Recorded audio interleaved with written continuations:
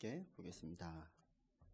빌립보서 1장 21절, 22절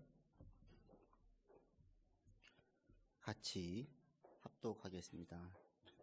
빌립보서 1장 21절, 22절 합독합니다. 이는 내게 사는 것이 그리스도니 죽는 것도 유익함이라. 그러나 만일 육신으로 사는 이것이 내 열매일진데 무엇을 택해야 하려는지 나는 알지 못하노라. 아멘.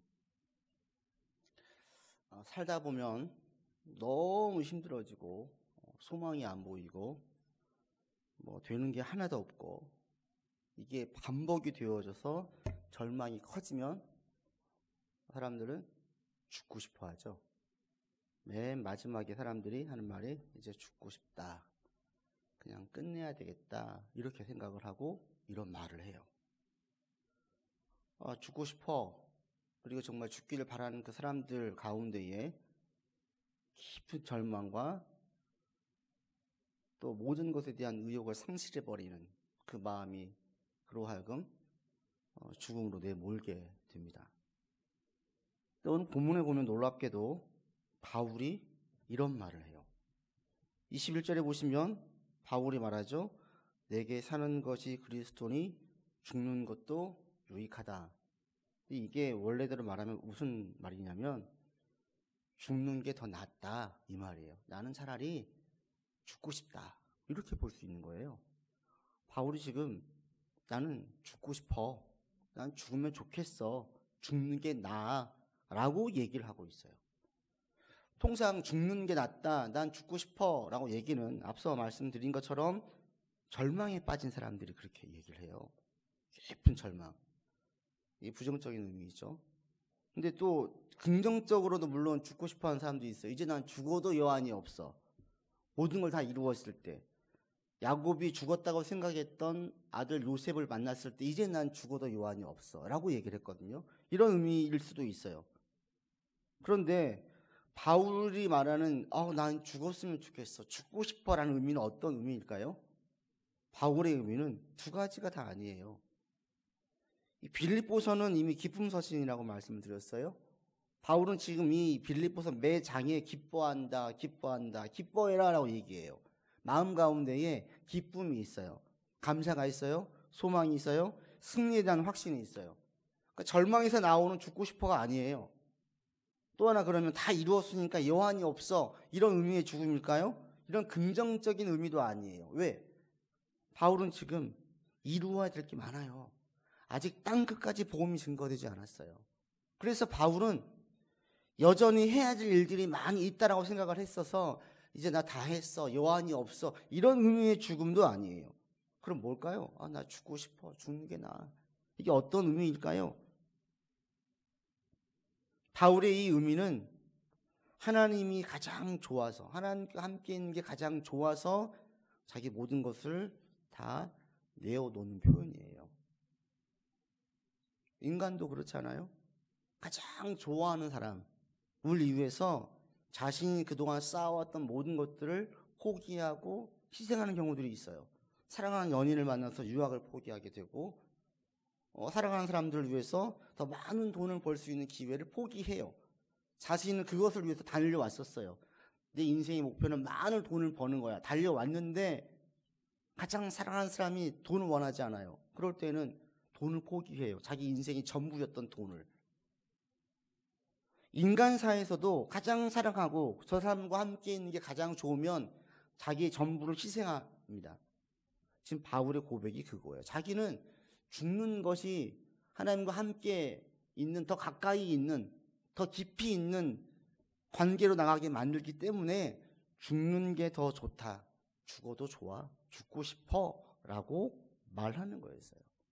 그리고 이렇게 말하게 되어지자 바울에게 우리가 무엇인가 죽기를 바라면 나오는 반응들이 있죠. 부정적인 의미에서 죽기를 바라면 의기소침하고 절망하고 모든 것에 대해서 탄식하고 의욕을 상실해요.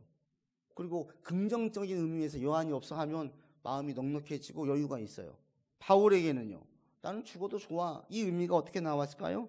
바울에게는 현지의 시련과 어려움에 대해서 그렇게 크게 구애받지 않는 신앙으로 가게 만들었어요. 감옥에 있는 것, 자기가 지금 복음을 전할 수 없는 것, 상황이 많이 막혀져 있는 것, 자기를 비방하는 사람들의 소리가 들리는 것들이 바울에게는 그렇게 크게 여겨지지 않았어요. 이렇게 바울에게는 죽는 게 나아라고 고백함으로 이렇게 신앙으로 나갈 수 있었어요. 난 죽어도 좋아. 여러분에게 이 신앙이 있다면 여러분들은 시련, 어려움 별로 크게 안 느껴질걸요? 생각을 해보세요. 죽는 것을 두려워하지 않는 사람은 무서울 게 뭐가 있겠습니까? 죽는 게 두렵지 않다면 없죠. 제일 무서운 사람이에요. 어떤 것에 대해서 대범하고 대처하고 별로 주눅 들지 않고 절망하지 않을 수 있습니다. 뭐 죽기밖에 더 하겠어? 이렇게 마음 먹어보세요. 전혀 두려울 게 없어요. 지금 바울이 그래요. 근데 이게 죽기밖에 더 하겠어 라는 말이 쉽게 나옵니까? 안 나와져요. 그리고 지금 죽음에 대해서 깊게 의식하지 않은 사람들의 그런 말들은 별로 의미 없는 말이에요. 지금 바울에게는 난 죽어도 좋아 이 말이 의미 없는 말이 아닌 게 실질적으로 지금 상황이 이러다 내가 죽을 수도 있겠구나 이러한 상황이었어요. 바울에게는 죽음이 자기 문턱까지 왔어요. 지금 내가 어쩌면 로마 감옥에서 죽을 수도 있겠구나 이 생각이 되었고, 그래서 오늘 본문에 보시면 20절로부터 죽음에 대한 이야기를 계속해요. 한 번으로 끝나지 않아요. 이 얘기는 뭐냐면 지금 로마 감옥에 있는 상황들이 내가 지금 죽을 수도 있겠구나, 죽음을 생각해야 되겠구나 라고 여기게 만들었어요. 그런데 이때에 바울이 죽을 수도 있겠다라는 생각이 들자 어떻게 했어요? 오히려 더 담대해졌어요. 왜? 죽으면 되지 뭐. 죽기밖에 더 하겠어? 죽으면 더 좋지 이거였어요. 여러분들 가운데 죽음을 직접 내가 의식하지 않고 인식하지 않는 가운데 죽어도 좋습니다라는 고백은 사실은 별 의미가 없어요. 제가 20대 전사로 있을 때에 지금도 그날이 기억나요. 다음 날이 주일이었어요. 토요일날 저녁 설교 준비하고 다 마치고 11시 넘어서 자려고 하는데 사촌동생에게 전화가 왔어요. 형 그러면서 저보다 1살 아래인 사촌동생이 그날 교통사고로 죽었다라는 거예요. 그때 그 죽음에 대한 그 말이 의미가 저에게 처음으로 엄청나게 가까이 다가왔어요. 그전엔 죽음이란 이야기를 할 때에는 그렇게 저하고 가까운 이야기가 아니었는데 그날 처음으로 죽음이라는 것이 진짜 내 가까이 있는 아주 친하게 지낸 누군가가 떠나갈 수가 있구나라는 것을 처음으로 느꼈던 거예요. 그날을 잊지를 못해요. 죽음을 우리가 의식하고 인식한다면 그때 고백하는 것은 훨씬 더 진솔하겠죠. 그러나 많은 사람들은 죽음을 직접 직면하지 않습니다. 몰라요. 그러니까 그때에 전 죽어도 괜찮습니다. 이렇게 호언장담을 해도 이것은 의미가 없어요. 직접 겪어봐야지 알아요. 병원 갔더니 당신이 암이래요. 수술해야 된대요. 어쩌면 살 확률이 50%도 안 된대요. 그러면 그때는 죽음이 엄청 크게 와닿지요. 그때의 내 마음이 어떤가? 절망하는지, 죽어도 괜찮아 이 마음이 드는지. 바울이 지금 이런 마음이었거든요. 근데 바울과 같은 신앙과 믿음을 가진다는 것이 쉽습니까? 아니죠. 어려워요. 그리고 우리에겐 지금 죽음이라는 게 바로 직면에 있지도 않기 때문에 이걸 죽음 미리 끌어안고 내가 이길 수 있어, 이길 거야 라고 얘기하는 게 의미가 없어요. 근데 우리가 여기서 하나 볼 수 있는 게 있습니다. 그럼 어떻게 알 수 있을까? 예상할 수 있어요. 저 사람은 죽음 앞에도 두려워하지 않겠구나. 또는 저 사람은 아무리 큰 시련과 어려움이 와도 이겨낼 수 있겠구나 라는 것들을 예상할 수 있는 게 있어요. 그게 뭔지 아십니까? 지금 하나님을 얼마나 두려워하느냐 정도가 죽음을 두려워하느냐 두려워하지 않느냐, 큰 시련과 어려움이 왔을 때에 두려워하느냐 두려워하지 않느냐를 결정짓습니다. 지금 하나님을 얼마나 두려워하느냐, 하나님을 얼마나 의식하느냐, 하나님을 얼마나 크게 보고 있느냐, 하나님을 얼마나 의지하고 있느냐가 그 사람으로 하여금 바울과 같이 큰 어려움과 죽음을 직접 가까이 와닿았음을 느꼈을 때에 이렇게 고백할 수 있을지, 아니면 크게 절망하고 낙심하고 막 울며 떼를 쓸지 대충 예상할 수 있어요. 왜? 하나님을 가장 크게 두려워하는 사람들은 세상이 두렵지 않아요. 반대로 하나님이 두렵지 않은 사람들은 세상이 두려워요. 성경은 일관되게 말하죠. 세상을 사랑하지 말래요. 세상에 너무나 다 마음을 주지 말래요. 여러분 세상에다 내 삶을 다 줘보세요. 어떻게 돼요? 세상에다 마음을 주면 줄수록 우리 안에 집착과 세상이 더 크게 보이죠. 반대로 하나님을 두려워하면 세상이 점점 작게 보여요. 사람도 상황도 작게 보여요. 그래서 내가 지금 누구를 크게 보느냐, 누구를 두려워하느냐가 바울과 같은 고백으로 갈 수 있을지, 큰 시련과 어려움 앞에 절망하지 않을 수 있을지를 결정합니다.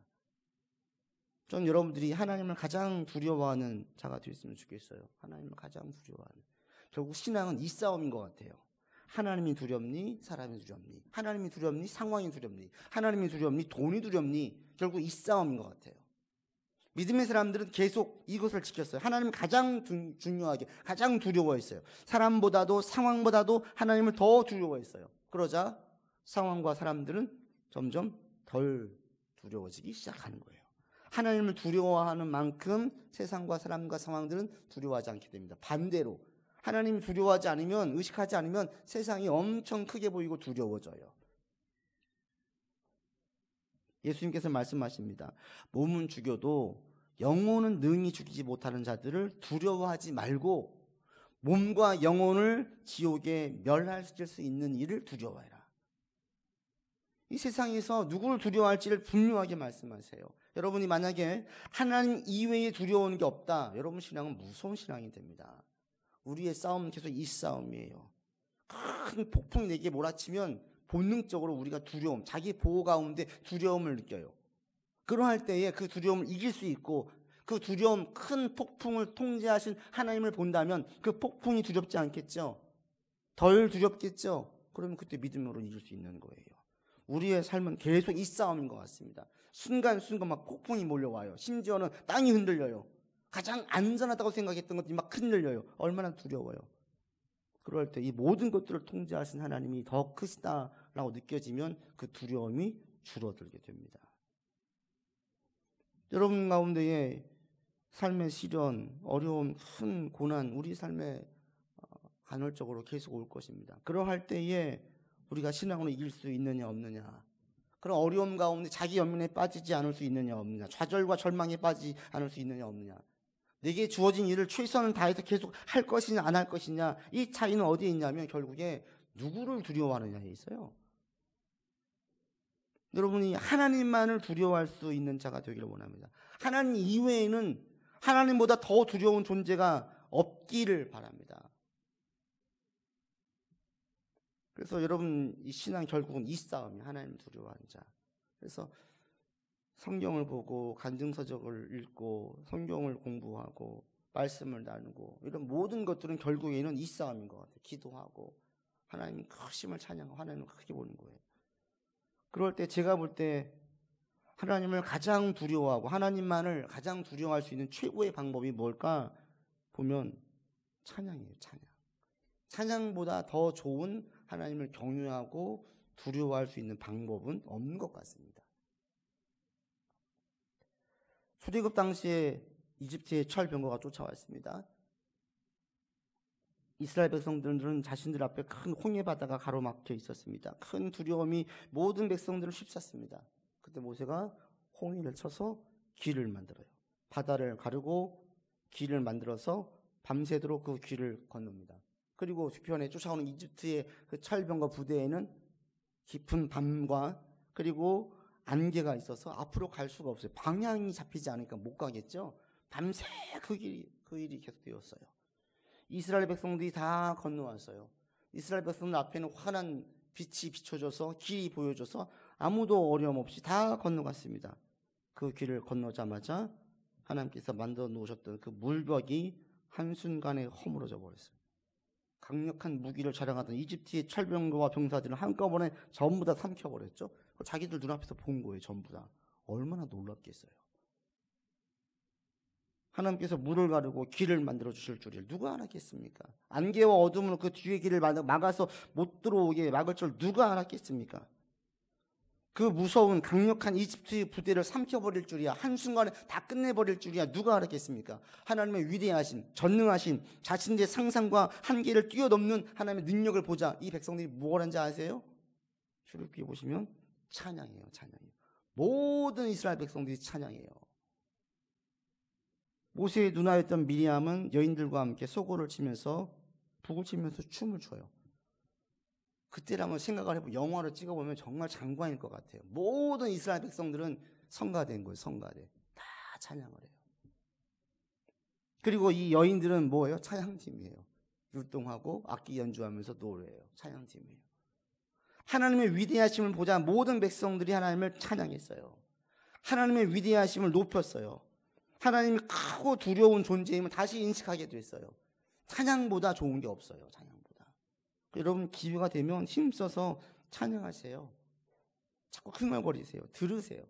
지난주에 우리 어느 집사님이 단톡에 찬양 올렸던데 좋은 찬양 있으면 올리세요. 같이 공유하세요. 너무 좋아요. 하나님의 위대하심과 크심이.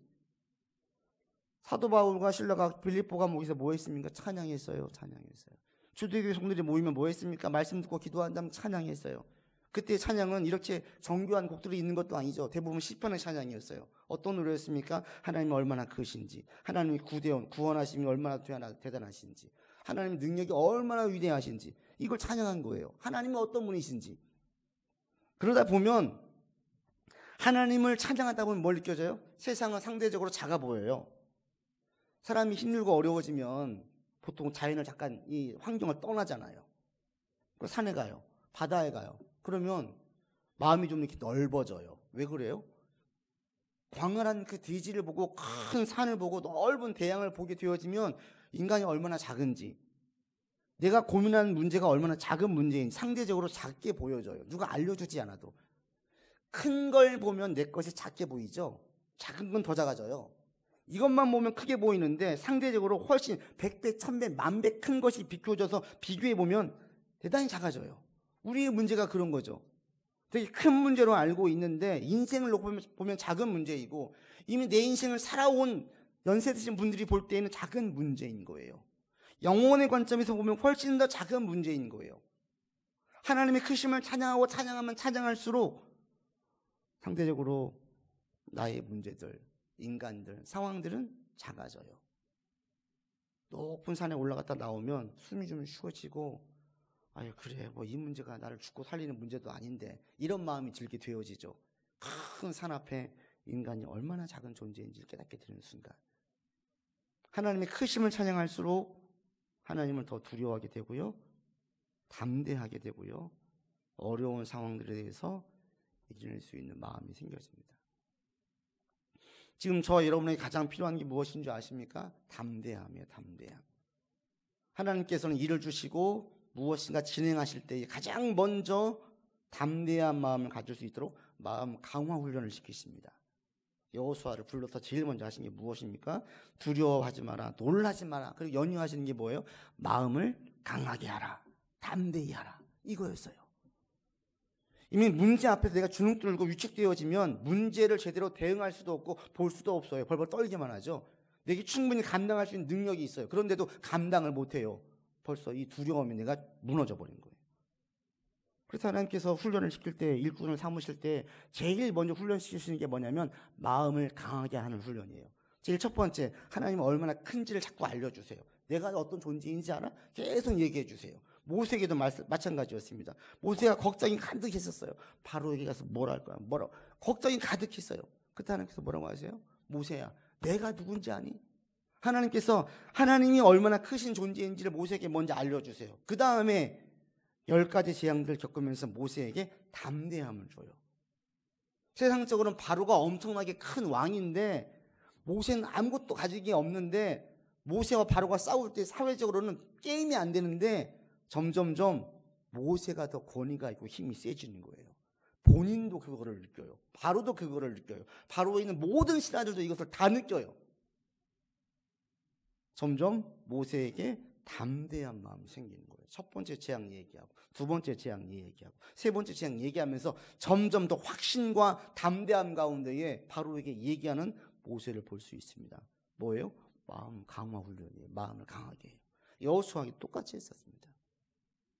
지금 우리에게도 똑같습니다. 하나님께서 우리에게 얼마나 하나님이 크신지를 아시는지를 계속 우리가 알기를 원하세요. 여러분 생각을 해보세요. 하나님은 얼마나 크십니까? 여러분이 어떤 존재인지를 보지 마시고 내가 믿는 하나님, 나를 보호하신 하나님이 어떤 존재인지를 자꾸 묵상해 보세요. 얼마나 크신데요. 얼마나 위대하신데요. 얼마나 전능하신데요. 우리의 상상의 한계를 뛰어넘는 능력을 가지신 분이심을 우리가 알고 있지 않습니까? 얼마나 대단하세요.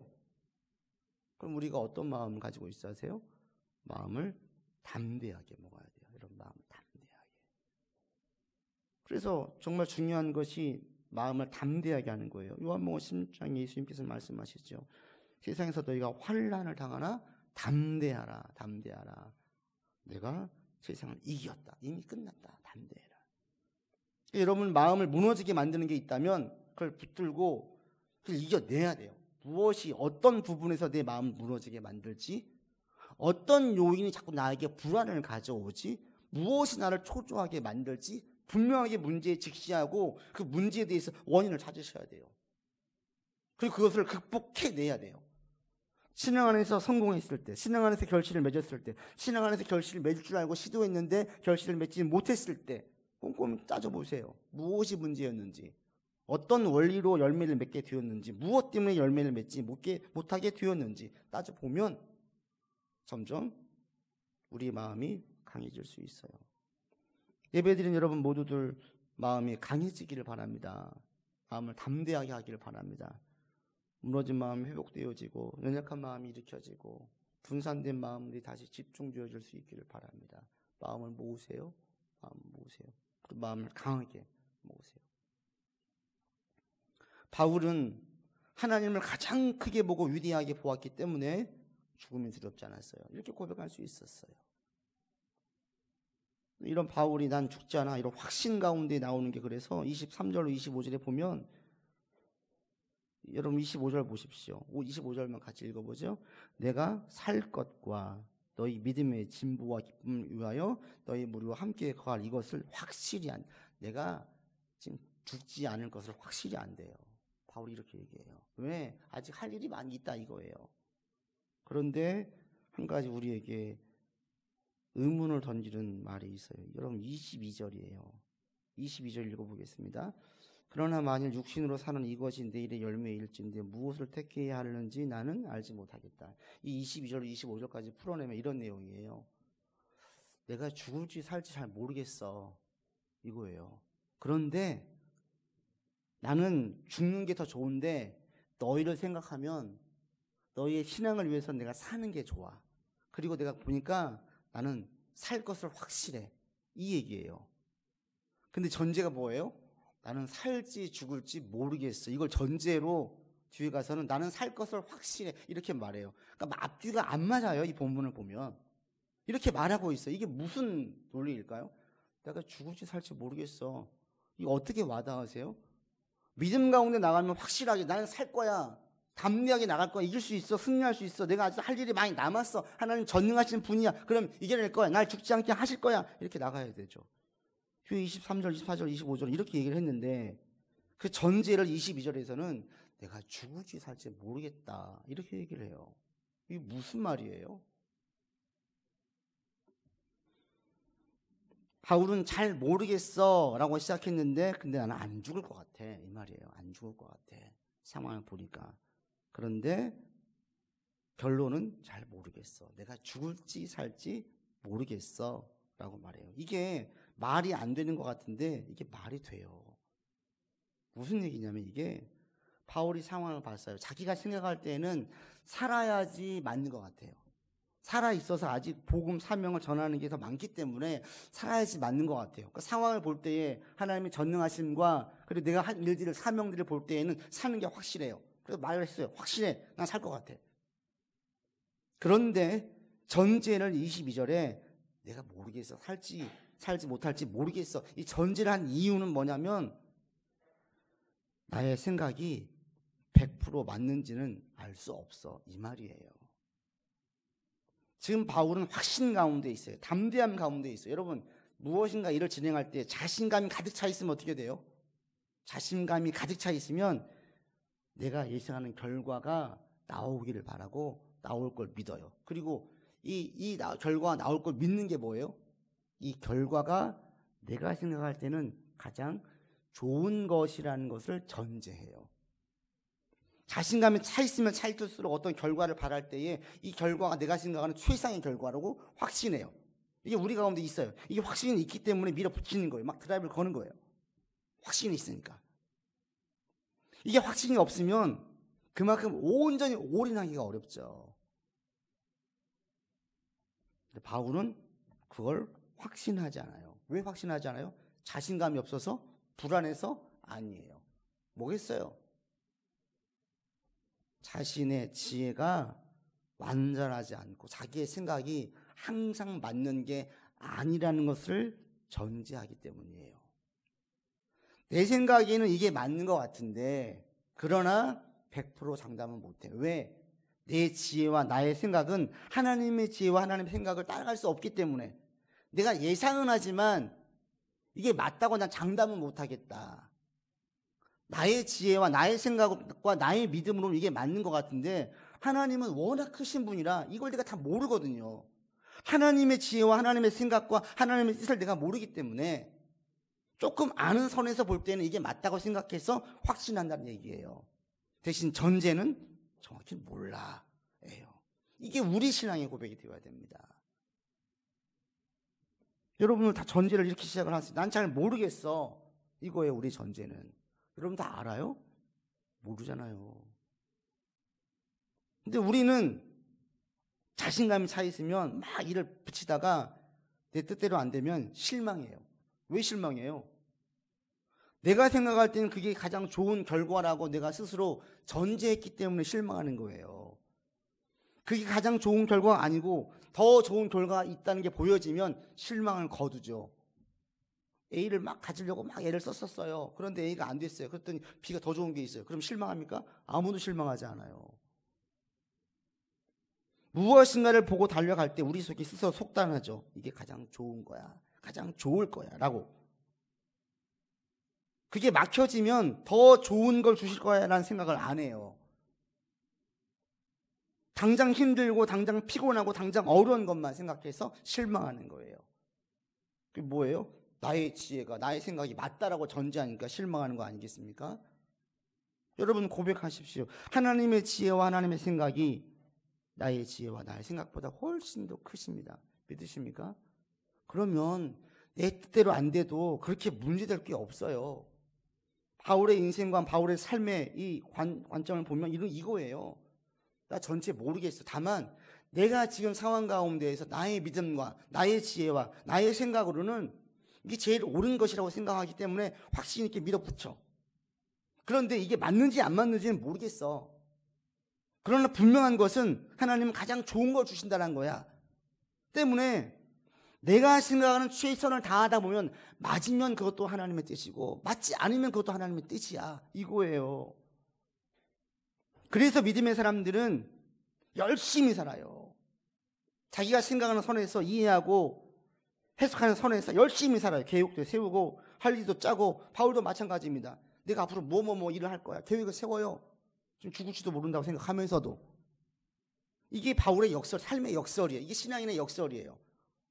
되게 열심히 살아요. 그런데 그렇게 집착하지는 않는 거예요. 신기하죠? 막 돈을 버는데 막 올인하고 무엇인가 일을 할 때 정말 열심을 해요. 막 최선을 다해요. 저거 안 되면 저 사람 큰일 나겠다. 근데 안 됐는데 별로 그렇게 두려워 떨지 않는 거예요. 이게 그리스도인의 역설이에요. 삶의 역설이에요. 여러분 지금 막히는 게 하나님께서 내게 더 좋은 걸 줄 거라는 생각을 한번 해보세요. 막힌다고 끝나지 마시고 실망하지 마세요.